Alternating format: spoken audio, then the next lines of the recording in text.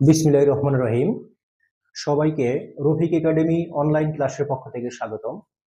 আজকে আমি কাজ, ক্ষমতা ও শক্তি অধ্যায়ের শক্তি সম্পর্কিত বিষয় নিয়ে আলোচনা করব। দেখো, শক্তি কি? আমি এখানে লিখে রেখেছি যে শক্তি কোনো ব্যক্তি, বস্তু বা উৎসের কাজ করার সামর্থ্যকে শক্তি বলে। অর্থাৎ কোনো একটা ব্যক্তি হতে পারে, বস্তু হতে পারে, বা যে কোনো উৎসের কাজ করার সামর্থ্যকেই কি বলা হয়? শক্তি বলা হয়। আরেকটা জিনিস তোমার সবসময় মনে রাখবা, তোমাকে যদি কেউ বলে তোমার শক্তি কত, তুমি কিন্তু ডিরেক্টলি বলতে পারবা না। কারণ তুমি কি পরিমাণ কাজ করতে পারবা সেটা বের করতে পারবা। অর্থাৎ কাজ দিয়ে শক্তির পরিমাপ করা হয়। তুমি যত বেশি কাজ করতে পারবা, তোমার শক্তি কি তত বেশি। দেখো, এই শক্তির বিভিন্ন রূপ আছে। যেমন যান্ত্রিক শক্তি আছে, গতি শক্তি আছে, বিভব শক্তি আছে, তাপ শক্তি আছে, আলোক শক্তি আছে, সৌর শক্তি আছে, বিদ্যুৎ শক্তি আছে। তার মধ্যে আমরা উল্লেখযোগ্য দুইটা শক্তি পড়াবো, যেটা তোমাদের পরীক্ষায় আসে। একটা হচ্ছে বিভব শক্তি, আর একটা হচ্ছে কি? গতি শক্তি।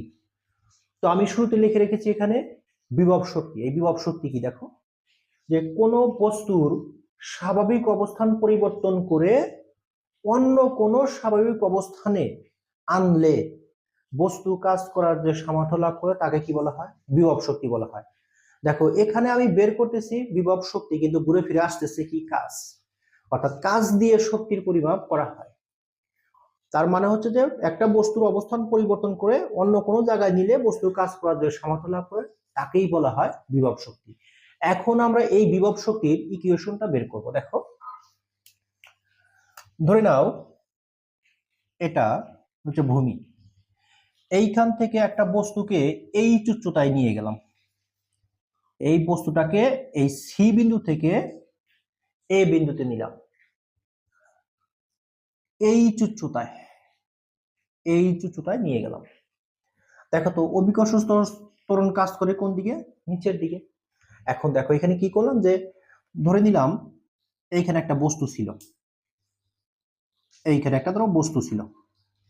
এই বস্তুটাকে অভিকর্ষ ত্বরণের বিরুদ্ধে খাড়া এই উচ্চতায় উঠিয়ে এই বিন্দুতে আনা হলো। তাহলে এই ক্ষেত্রে বিভব শক্তি কত? দেখো, তাহলে আমরা লিখতে পারি বিভব শক্তিকে প্রকাশ করা হয় ইপি দ্বারা। পটেনশিয়াল এনার্জি মানে হচ্ছে বিভব শক্তি। দেখো, এই যে আমি বস্তুটাকে ধরে নিলাম যে এম কেজি ভরের একটা বস্তু, এই এম কেজি ভরের বস্তুকে এই উচ্চতায় উঠিয়ে এ বিন্দুতে আনলাম। এই বস্তুটাকে এখন কোথায় আনা হয়েছে?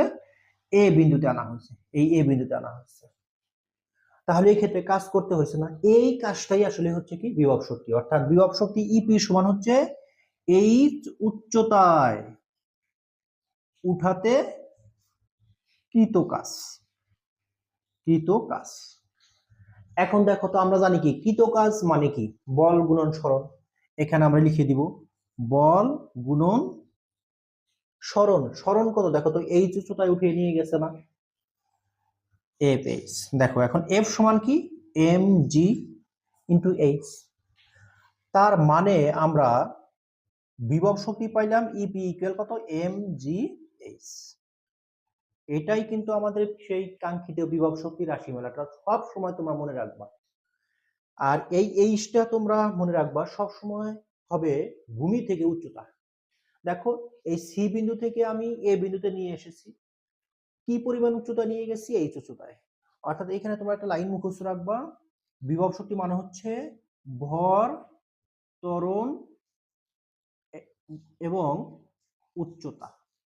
এই উচ্চতাটা অবশ্যই ভূমি থেকে কত উচ্চতায় সেটা। এখানে যদি উচ্চতা বাড়ে বিভব শক্তি বাড়বে, উচ্চতা বাড়লে বিভব শক্তি বাড়বে। এখন যদি কোনো সময় যদি তোমাকে বলা হয় যে উচ্চতা যদি 3 গুণ করে, তাহলে বিভব শক্তি কত গুণ হবে বলো তো? 3 গুণ হবে। কারণ কি? দেখো, ইপি ইকুয়াল কি? M G H. এখন বিভব শক্তি যদি 3 গুণ করে, এই বিভব শক্তি যদি 3 গুণ করে, পটেনশিয়াল এনার্জিটাও হবে কত? M G into 3। অর্থাৎ এটাও কত গুণ হবে? 3 গুণ। এখন কোনো কারণে যদি উচ্চতা যদি 4 গুণ করে, তাহলে বিভব শক্তি কত গুণ হবে বলো তো? 4 গুণই বাড়বে। এখন বিভব শক্তি উচ্চতা যদি 5 গুণ বৃদ্ধি করা হয়, বিভব শক্তিও বৃদ্ধি পাবে কত গুণ? 5 গুণ। এখন আমরা শিখব গতিশক্তি। গতিশক্তি কি? একটা গতিশীল বস্তু তার গতির কারণে একটা কাজ করার সামর্থ্য লাভ করবে, তাকেই বলা হয় গতিশক্তি। দেখো এখানে আমি লিখে রেখেছি গতিশক্তি।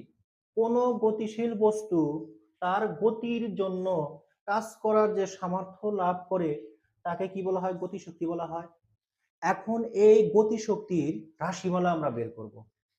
দেখো একদম সিম্পল, ধরে নাও এখানে একটা বস্তু আছে, এই বস্তুর ভর হচ্ছে m কেজি। এখন এই বস্তুর ওপর F বল প্রয়োগ করায়। এখানে আরো ধরে নেই যে এখানে বস্তুটার আদিবেগ হচ্ছে কত? 0, স্থির একটা বস্তু। এই বস্তুর ওপর F বল প্রয়োগ করায় বস্তুটা ধরে নিলাম এখানে s দূরত্ব অতিক্রম করার পর এই জায়গায় আসছে। তাহলে দেখো তো এখানে দূরত্ব অতিক্রম করছে কত? s। এই F পরিমাণ বল কতটুকু সময় প্রয়োগ করা হয়েছে? t সময়ে প্রয়োগ করা হয়েছে। যেহেতু এখানে আদিবেগ ছিল কত? 0, আদিবেগ থেকে তার বেগ কি পাইছে? বৃদ্ধি পাইছে। এখানে তার একটা কি করছে? ত্বরণও ঘটছে। কি করছে? ত্বরণ। আমরা জানি এতে হচ্ছে কি? ত্বরণ। অ্যাক্সিলারেশন মানে হচ্ছে কি? ত্বরণ। এখন দেখো এই যে বস্তুটাতে যে বেগ দিলাম, বস্তুটা ছিল স্থির, তাকে বেগ দিলাম, সে গতিশীল হলো। এই গতিশীল করতে যে কাজটা হয়েছে সেটাই আসলে কি? গতি শক্তি। তার মানে দেখো এখানে আমরা লিখতে পারি গতি শক্তি। গতি শক্তি। এই গতি শক্তিকে প্রকাশ করা হয় ইকে দ্বারা, কাইনেটিক এনার্জি। বস্তুটিকে বেগ দিতে কৃত কাজ। বেগ দিতে কৃত কাজ। দেখো এখন কাজ মানে কি? বল গুণন সরণ। দেখো বল হচ্ছে এফ, এফ পরিমাণ বল দেওয়া হয়েছে।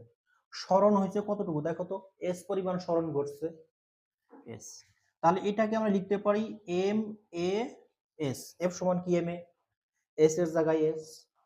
আচ্ছা দেখো এখন আমরা জানি কি বি স্কয়ার সমান সমান কত? ইউ স্কয়ার প্লাস কত? 2as। বা বি স্কয়ার সমান, এই বছর আদিবেগটা কি ছিল? 0 ছিল, 0। তার মানে কত? দেখো 2as। এখন এইখানে যে as আছে, এই as এর মানটা আমরা বের করব। তাহলে বি স্কয়ার বা 2 সমান as কিভাবে আসলো? দেখো as টা রাখলাম, 2 টা আছে গুণ, এই পাশে এসে ভাগ হচ্ছে, এখানে মান বসায় দাও।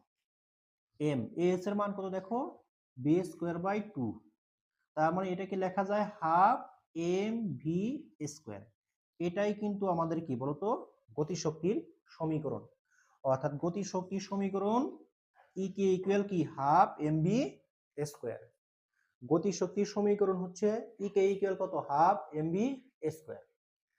এখন এইখান থেকে কিছু তোমার এমসিকিউ প্রশ্ন আসে। কেমন? দেখো তোমাকে অনেক সময় বলে যে বেগ 3 গুণ করলে, 3 গুণ বৃদ্ধি করলে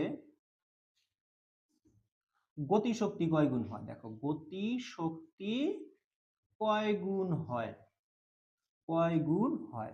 দেখো এটা কিভাবে বের করবা? জাস্ট এই সমীকরণটা বসাবা।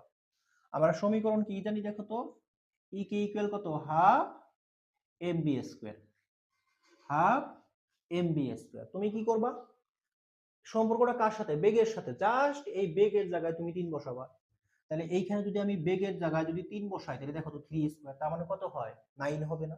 এটা কত হবে? 9 হবে।